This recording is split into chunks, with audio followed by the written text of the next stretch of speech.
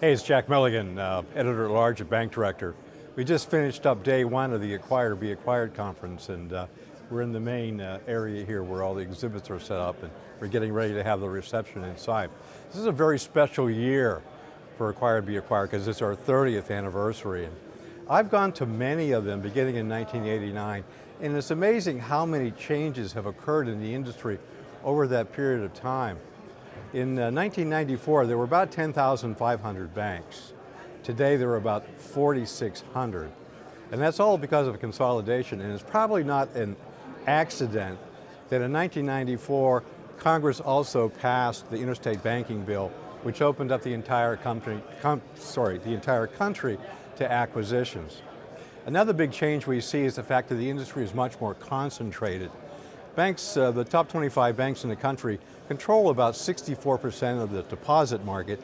Regional banks control about 20%, and banks under 10 million have about 17%. That's from a presentation that Tom Mashad, the CEO at KBW, gave this morning. 30 years ago, there would have been a lot of parity between the very largest banks and those banks under 10 billion, and they would have had roughly the same market share, and the regional banks weren't really a factor back in those days. Other changes that we've seen is the fact that the industry has lost market share to non-banks in the shadow banking system.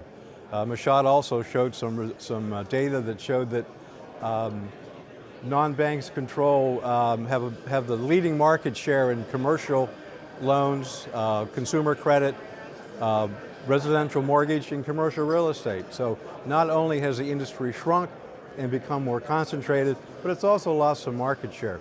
Other changes we've seen are the passage of the repeal of Glass-Steagall era prohibitions against the mixing of commercial and investment banking.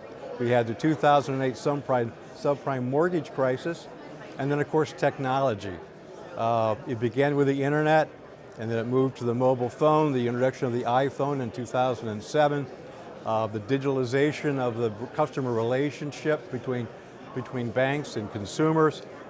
And then of course it moves on to artificial intelligence, which is the next frontier in technology for banking. So a lot of changes over the last 30 years of this conference, and it'll be interesting to see what happens in the next 30 years.